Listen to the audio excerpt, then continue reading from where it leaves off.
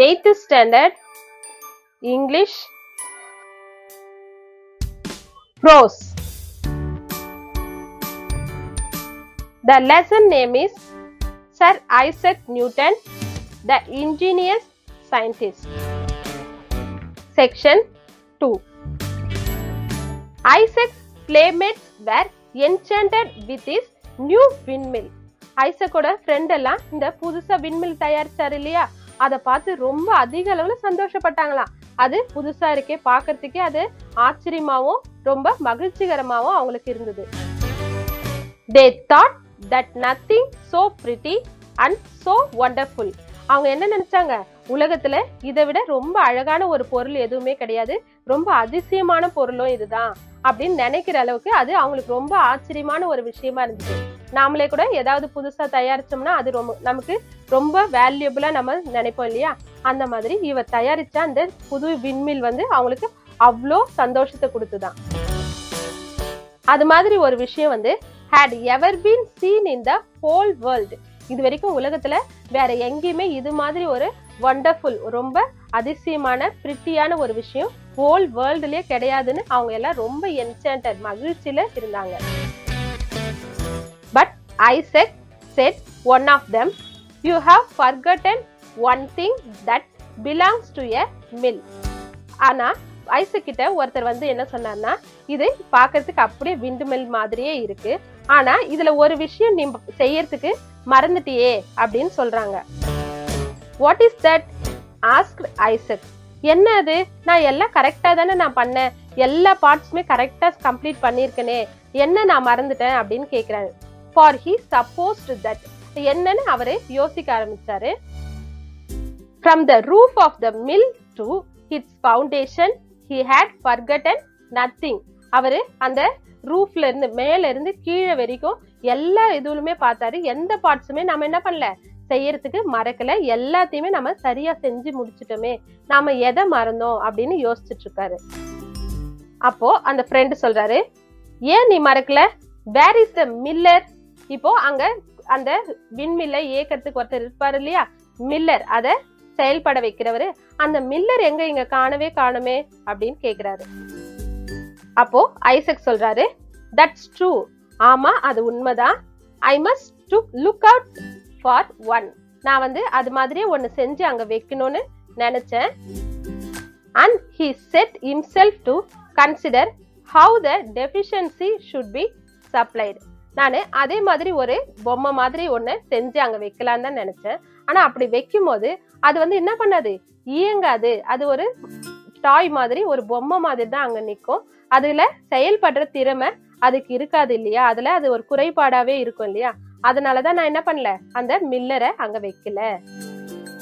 He might easily have made the miniature figure of a man. அவர் நினைச்சிருந்தா என்ன பண்ணிருக்கலாம், ஒரு மினியேச்சர் மனுஷ மாதிரியே ஒரு சின்ன ஒரு உருவத்தை செஞ்சு, ஒரு ஃபிகரை செஞ்சு அங்க வச்சிருக்கலாம். But then it would not have been able to move about and perform the duties of a miller. ஆனா அந்த ஃபிகர் என்ன பண்ணாது, மனுஷ மாதிரியே இருக்கிற அந்த பொம்மை உருவம் என்ன பண்ணாது, எதுவும் மூவ் ஆகாது, மில்லர் பண்ண வேண்டிய எந்த ஒரு டியூட்டியுமே அது செய்யாது. சோ அதனால என்ன பண்ணலையா அவரு, இது ஃபுல்லாவே இயங்கக்கூடிய தன்மையா இருக்கணும், மில்லர் மட்டும் அங்க செயல்படாம இருக்க கூடாதுன்றதுக்காக அதை செய்யாம விட்டுட்டாராம். But perhaps some two-legged millers are quite as dishonest as this small quadruped. அவருக்கு அங்க இந்த டூ லெக், ரெண்டு காலால நிக்கிற மில்லர் மட்டும் அங்க இருக்கிறதுல போதுமானதா அவருக்கு தோணாம இருந்திருக்கலாம். அதனால என்ன பண்ணலையா, அவரு அந்த மில்லரை செய்யாம விட்டு இருக்கலாம். இது மாதிரி அவரு விண்டு மில்ல அவர் சின்ன வயசுல செஞ்சு எல்லாருக்கும் காமிச்சதுனால, அதுக்கப்புறம் கொஞ்ச நாள் கழிச்சு as Isaac grew older, கொஞ்சம் வளர்ந்ததுக்கு அப்புறமா, it was found that he had far more important matter in his mind than the manufacture of toys like little windmill. அதுக்கப்புறம் நம்ம என்ன பண்ணக்கூடாது, இந்த மாதிரி சின்ன சின்ன பொம்மை மாதிரி இருக்கிற பொருட்களை, விண்மில் மாதிரி இருக்கிறத செய்யாம என்ன பண்ண, இன்னும் கொஞ்சம் அதிக முக்கியத்துவம் கொடுத்து நல்ல பெரிய ஒரு கண்டுபிடிப்பா நம்ம செய்யணும்ன்றது அவரோட நினைவுல இருந்துகிட்டே இருந்துதான். All day long, if left to himself, he was either absorbed in thought. அவரை ஒரு நாள் முழுக்க விட்டாலும் என்ன பண்ணுவாராம், அவரு எதையாவது ஒண்ணுத்த பத்தி சிந்திச்சுக்கிட்டே, அவருடைய சிந்தனைகள் எதையாவது ஒண்ணுத்த பத்தி ஆராய்ச்சி செய்துகிட்டே இருக்கும். அந்த அளவுக்கு அவர் தனிமையில போயிட்டு ஏதாவது ஒண்ணுத்த பத்தி சிந்திச்சுக்கிட்டே இருக்கிற அளவுக்கு இருந்தாராம். Are engaged in some book of mathematics or natural philosophy. ஒண்ணு எதையாவது ஒண்ணுத்த பத்தி இது ஏன் இப்படி ஆச்சுன்றத சிந்திக்கிறதோ, R engaged in some book, ஏதாவது ஒரு புக்ல மூழ்கி போயிடுவாராம். மேத்தமெட்டிக்ஸ் சம்பந்தமானதோ அல்லது நேச்சுரல் பிலாசபி, இயற்கை தத்துவங்கள் தொடர்பான புத்தகங்கள்ல அவர் என்ன பண்ணிடுவாரு, ரொம்ப என்கேஜ்டு, மூழ்கி போயிடுவாராம். At night, I think it probable he looked up with reverential curiosity to the stars. அது மட்டும் இல்லாம நைட் டைம்ல என்ன பண்ணுவாரு, அவரு அதிக ஆர்வத்தோட வானத்தை நோக்கி பார்த்துக்கிட்டே இருப்பாராம். அங்க ஸ்டார்ஸ் எப்படி எல்லாம் இயங்குது, அங்க எப்படி போனோம், அது எப்படி எல்லாம் சுழண்டுட்டு வருது, அங்க எப்படி ஸ்டார்ஸ் நிக்குது, இத பத்தியே அவரு அதிக அளவுல பார்த்துக்கிட்டு சிந்திச்சுக்கிட்டு இருப்பாராம். And wonder whether they were worlds like our own. அது மட்டும் இல்லாம அது எப்படி உலகத்துல இருந்து தூரம் இருக்கு, எப்படி இப்படி ஆச்சரியப்படத்தக்கமா இருக்கு அப்படின்றத பத்தியும் சிந்திச்சுக்கிட்டே இருப்பாரு. And how great was the distance from the earth. அது மட்டும் இல்லாம அது பூமியில இருந்து, எர்த்ல இருந்து எவ்வளவு தொலைவுல இருக்கு, எவ்வளவு தூரத்துல இருக்கு. And what was the power that kept them in their course. அது மட்டும் இல்லாம எந்த பவர் அத பூமியில இருந்து அவ்வளவு தொலைவுல நிறுத்தி வச்சிருக்கு, பூமி கிட்ட நெருங்காம எந்த பவர்னால அது அந்த இடத்துல நிக்குதுன்றத பத்தியும் சிந்திச்சுக்கிட்டே இருப்பாரு. Perhaps even so early in life, Isaac Newton felt a presentiment that he should be able. அது மட்டும் இல்லாம இவர் என்ன பண்ணாரு, ரொம்ப இளமை காலத்துல தன்னுடைய so early in life, ரொம்ப முற்காலத்துல என்ன பண்ணாரா, இந்த பத்தி எல்லாம் அதிக அளவுல ஆராய்ச்சி செய்ய ஆரம்பிச்சுட்டாரு. Hereafter to answer all these questions. ஆனா அவர் அப்படி யோசிக்க ஆரம்பிச்சதுனால்தான் அதுக்கப்புறமா இது எல்லாத்துக்குமே என்ன ஆச்சு, நமக்கு பதில்கள் கிடைக்க ஆரம்பிச்சது. When Isaac was 14 years old, his mother's second husband being now dead. அவருடைய 14வது வயசுல அவங்க மதர் செகண்ட் மேரேஜ் பண்ணிக்கிட்டாங்க இல்லையா, அந்த செகண்ட் ஹஸ்பண்டும் இறந்துட்டாராம். She wished her son leave school and assist her in managing the farm at Woolsthorpe. அவங்க என்ன பண்ணாங்க, அவங்க மகன் ஐசக்க ஸ்கூல்ல இருந்து நிறுத்திட்டு அவங்க ஃபார்மிங் இருக்குல்ல, அவங்களுடைய வயல்வெளிகள் இருக்கும் இல்லையா, அந்த ஃபார்மிங்ல அவங்களுக்கு துணையா வச்சுக்கிட்டு அந்த Woolsthorpeலயே இருந்தாங்க. For a year or two, therefore, he tried to turn his attention to farming. அவரு இந்த மாதிரி செய்துட்டு இருக்கும்போது 1 வருஷம் இல்ல 2 வருஷம் ஆனதுக்கு அப்புறமா அவருடைய அட்டென்ஷன் என்ன பண்ண ஆரம்பிச்சது, ஃபார்மிங்ல இருந்து, அந்த பயிரிடுறதுல இருந்து மாற ஆரம்பிச்சது. But his mind was so bent on becoming a scholar. அந்த என்னதான் ஃபார்மிங் செய்துட்டு இருந்தாலும் அவர் என்னவா, நல்லா படிச்சு ஒரு ஸ்காலர், அறிஞரா மாறணும்ன்றதுலதான் அவருடைய மைண்ட் முழுக்கவும் இருந்துட்டு இருந்தது. That is mother sent him back to school. இத தெரிஞ்சுக்கிட்ட அவங்க அம்மா மதர் என்ன பண்ணாங்க, அவரை மறுபடியும் ஸ்கூலுக்கு அனுப்புனாங்க. And afterwards to the University of Cambridge. அந்த ஸ்கூல் லைஃபை முடிச்சதுக்கு அப்புறமா அவரு கேம்பிரிட்ஜ் யூனிவர்சிட்டிலையும் போய் தன்னுடைய படிப்பை தொடர்ந்தாரு.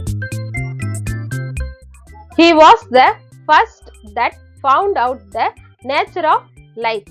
அவருடைய கண்டுபிடிப்புல முதன்மையானதுன்னு பார்க்கும்போது நேச்சர் ஆஃப் லைட், லைட் எப்படி எல்லாம் உருவாகுது, ஒளியோட தன்மையை பத்தி கண்டறிந்ததுதான் அவருடைய ஃபர்ஸ்ட் இன்வென்ஷனா இருந்தது. For before his day, nobody could tell what the sunshine was composed of until then. அதுக்கு முன்னாடி வரைக்கும் யாருமே என்ன பண்ணல, எப்படிலாம் சன்ஷைன், சன் எப்படி உதிக்குது, அது எப்படி மறையுது, அதுல இருந்து வர ஒளி எப்படி நம்மள வந்தடையுதுன்றத பத்தி இது வரைக்கும் யாருமே யோசிக்காதது, கண்டுபிடிக்காததா இருந்துட்டு இருந்தது. You remember, I suppose, the story of an apple falling on his head. உங்க எல்லாருக்குமே தெரிஞ்சிருக்கும், ஐசக் நியூட்டன் வந்து ஒரு மரத்தடியில உட்கார்ந்து இருக்கும்போது அவரோட தலைமையில என்ன விழுந்தது, ஒரு ஆப்பிள் வந்து விழுந்ததுன்ற கதையை நீங்க எல்லாருமே தெரிஞ்சு வச்சிருப்பீங்கன்னு நினைக்கிறேன். which lead him to discover the force of gravitation and which keeps the heavenly bodies in the courses. அந்த ஆப்பிள் வந்து மேல விழுந்தது இல்லையா, அதை வச்சு பின்னால என்ன பண்ணாரு அவரு, கிராவிடேஷன் புவியீர்ப்பு சக்தினா என்ன, இந்த ஹெவன்லி பாடிஸ் வானத்துல இருக்கிற பொருட்கள்லாம் என்ன சொல்லுவாங்க, இந்த ஸ்டார்ஸ், வேற விண்கற்களோ இல்ல நிலவு, வேற மற்ற கோள்கள், இதெல்லாம் தான் என்னன்னு சொல்லுவாங்க ஹெவன்லி பாடிஸ். இந்த ஹெவன்லி பாடிஸ்லாம் எப்படி அதோட பாதையில சரியா இருந்துட்டு இருக்குன்றதையும் கண்டுபிடிக்க அந்த ஆப்பிள் வந்து விழுந்தது இல்லையா, அந்த ஃபோர்ஸை வச்சுதான் அவர் பின்னால இதை எல்லாமே கண்டுபிடிச்சாராம். When he had once got hold of this idea, he never permitted his mind to rest. அவருக்கு ஏதாவது ஒரு விஷயம் வந்து அவருடைய மைண்ட்ல வந்துருச்சுனாக்கா அதுக்கப்புறமா என்ன ஆகாதான், அவரு அதை முழுசா அதை கண்டுபிடிச்சு முடிக்கிற வரைக்கும் அவரோட மைண்ட் வந்து ரெஸ்டே ஆகாதான். Until he had searched out all the laws by which the planets are guided through the sky. அவரு முழுசா வந்து இந்த பிளானட்டோ இல்ல அந்த ஸ்டார்ஸ்லாம் ஸ்கைல எப்படி ஃபுல்லா சுழலுதுன்ற விதி லாஸ், அதுக்கான லா எல்லாத்தையுமே கண்டுபிடிச்சு முடிக்கிற வரைக்கும் அவர் மைண்ட் வந்து ரெஸ்டே ஆகலையா. This he did as thoroughly as if he had gone up among the stars. அதுதான் வந்து இந்த உலகத்துல இருந்து ஸ்டார்ஸ் எவ்வளவு தொலைவில் இருக்கு, எப்படியெல்லாம் அது இயங்குதுன்றத தெரவா அவருக்கு புரிய வச்சதாவும் அமைஞ்சது. And tracked them in their orbit. அது மட்டும் இல்லாம அதோட ட்ராக்ஸ், அந்த அதோட ஆர்பிட்னா அதோட சுற்றுப்பாதை இருக்கு இல்லையா, அந்த சுற்றுப்பாதையில எப்படி எல்லாம் சுழலுது அது எல்லாத்தையுமே கண்டுபிடிக்க உதவிகரமா இருந்தது. As a boy he had found out the mechanism of a windmill. ஒரு சின்ன பையனா இருந்து அவரு இந்த மெக்கானிசம் ஆஃப் விண்மில் எப்படி எல்லாம் செயல்படுதுன்ற செயல்முறையை தெரிஞ்சுக்கிட்டதுதான். And as a man he explained to his fellow men the mechanism of the universe. இப்படிப்பட்ட ஒரு மனுஷன் தான் என்ன பண்ணிருக்கிறாரு, இந்த யூனிவர்ஸ், இந்த பிரபஞ்சம் எப்படி இயங்குதுன்ற மெக்கானிசமே நமக்கு explain பண்ணிருக்கிறாரு. While researching he was accustomed to spend night after night in a lofty tower. அவர் என்ன பண்ணுவாரா, அதிக அளவுல ரொம்ப உயரமான டவர் மாதிரி இருக்கிற கோபுரத்து மேல போயிட்டு என்ன பண்ணுவாரா, நைட்ல ஸ்கை எப்படி இருக்குன்ற ரிசர்ச்ல ஈடுபடுவாரு. Gazing at the heavenly bodies through the telescope. Telescope வழியா பார்த்து ஹெவன்லி பாடிஸ், அங்க இருக்கிற வானவியல் பொருட்கள்லாம் எப்படிலாம் இயங்குதுன்றத குறிச்சு அவர் சிந்திச்சுக்கிட்டே இருப்பாரு. His mind was lifted far above the things of this world. அவருடைய மைண்ட், அவருடைய மனசு முழுக்க எங்க தாண்டி போயிட்டு இருக்கும், இந்த உலகத்தை தாண்டி ரொம்ப தூரம் வானத்தை நோக்கி போயிட்டு இருக்கும். He may be said indeed to have spent the greater part of his life in worlds that lie thousands and millions of miles away. அவர் என்ன சொல்வார்னா, நம்மளுடைய உலகம்ன்றது என்னது ரொம்ப 1000 இல்ல மில்லியன் கணக்குல மைல்ஸ் தாண்டியும் நம்மளுடைய வேர்ல்டு உலகம் வந்து நீடிச்சிட்டு இருக்கு. For where the thoughts and the heart are, there is our true existence. அதை தாண்டி தான் என்ன பண்ணுது, என்னோட மனசும் என்னுடைய சிந்தனைகளும் அங்க அந்த உண்மைகள் என்னென்ன இருக்குன்றத தெரிஞ்சுக்கிறதுல தான் என்னுடைய மனசும் சிந்தனைகளும் ஈடுபட்டு இருக்கு. Newton lived to be a very old man. Newton வந்து ரொம்ப வயதான காலம் வரையும் அவரு வாழ்ந்தாரு. அப்பவும் அவரு renowned thinker and was made a member of parliament. அவருடைய சிந்தனைகளுக்கு மதிப்பளித்து அவர் என்ன பண்ணாங்க, பார்லிமெண்டோட மெம்பரா செலக்ட் பண்ணாங்க. And received the honor of knighthood from the king. அது மட்டும் இல்லாம அந்த நாட்டோட ராஜாவோட கையில இருந்து நைட்ஹுட்னாக்கா அங்க வழங்கப்படுற மிகப்பெரிய, நம்ம சைட்ல இருக்கிற பாரத ரத்னா, பத்மபூஷன், அந்த மாதிரி மிகப்பெரிய ஒரு அவார்டை அவருக்கு கொடுத்து மதிப்பளிச்சாங்க. But he cared little for earthly fame and honor. ஆனா அது எல்லாத்தையுமே அவர் என்ன பண்ணாரு, ரொம்ப குறைஞ்ச அளவுல தான் மதிப்பிட்டாரு. அதுக்கெல்லாம் பெரிய முக்கியத்துவம்லாம் அவரு கொடுக்கல. and felt no pride in the vastness of his knowledge. அது மட்டும் இல்லாம இது ரொம்ப பெருமையான விஷயம் அப்படின்னு அவருடைய அறிவுக்கு எட்டாதபடி அவர் என்ன பண்ணாரு, ரொம்ப மனசு தாழ்மையோட நடந்துக்கிட்டாரு. all that he had learned only made of him feel how little he knew in comparison to what remained to be known.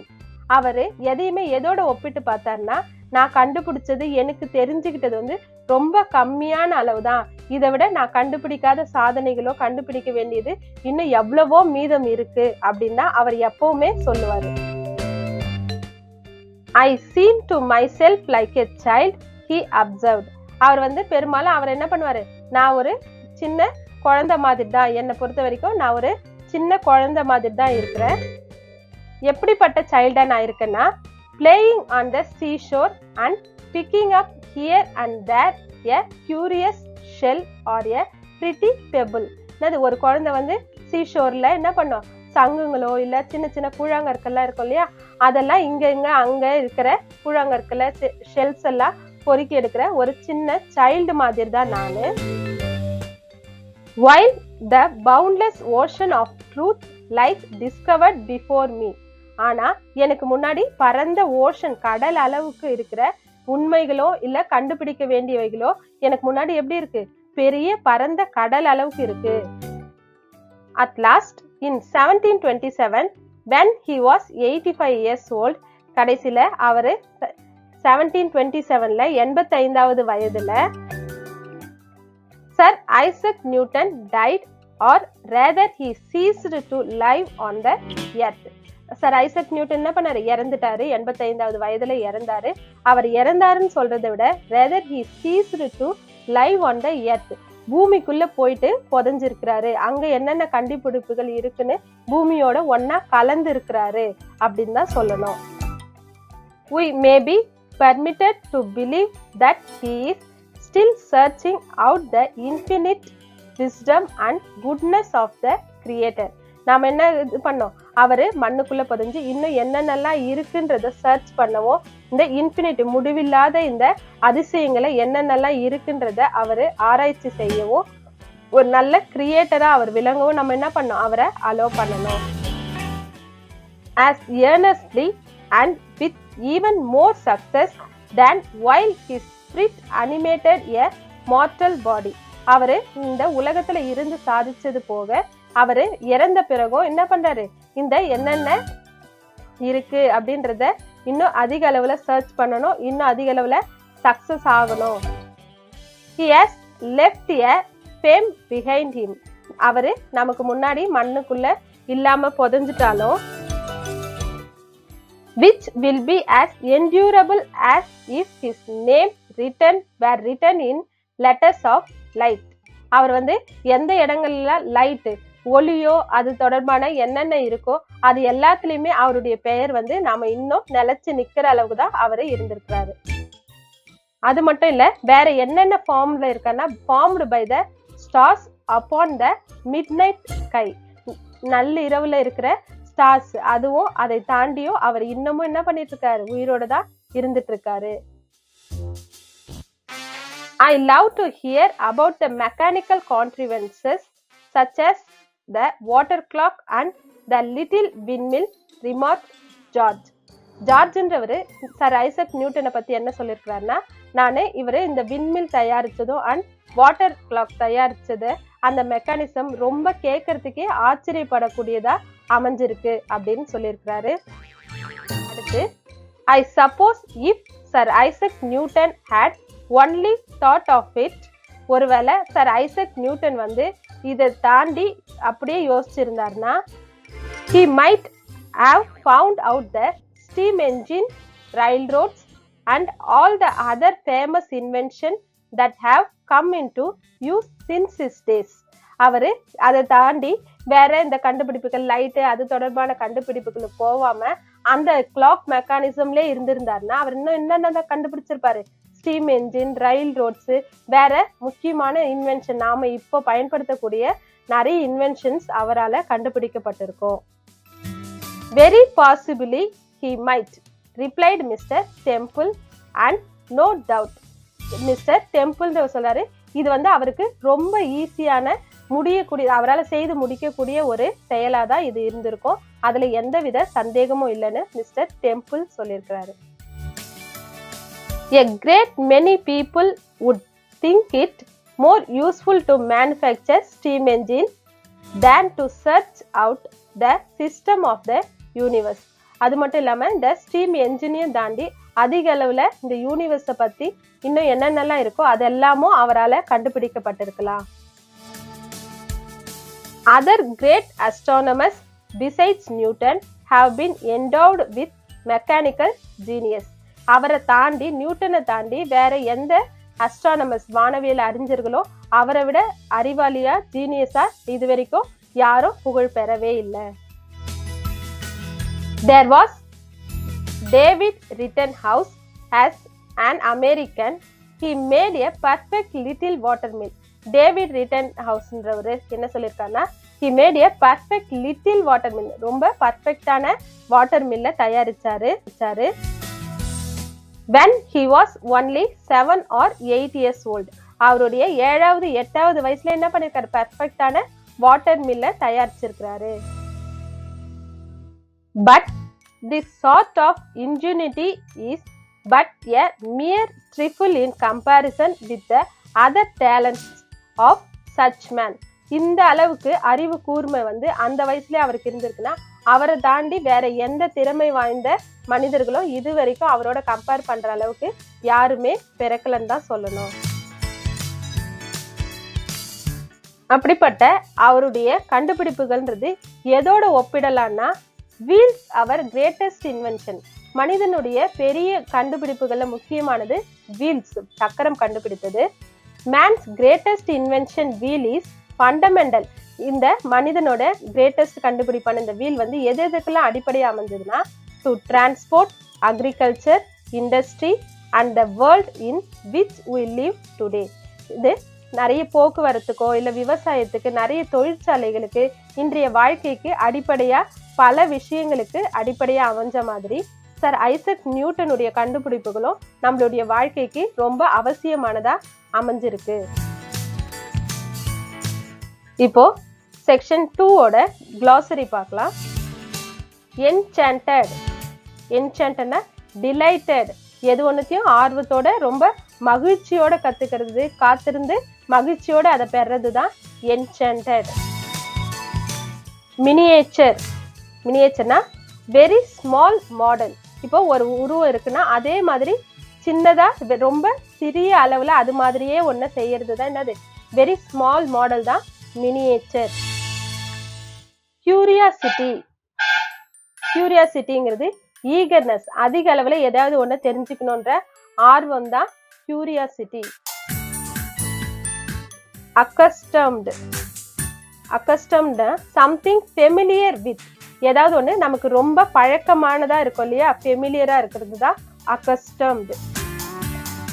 கேசிங், கேசிங்னா லுக்கிங் ஸ்டெடிலி அண்ட் இன்டென்ட்லி, எது ஒன்றுத்தையும் ரொம்ப தீர்மானமா அதை உற்று நோக்கிறது தான் கேசிங். சீஸ்டு, சீஸ்டு தான் ஸ்டாப்டு, எந்த ஒரு செயலையும் நிறுத்திட்டு அதை ஸ்டாப் பண்றது தான் சீஸ்டு.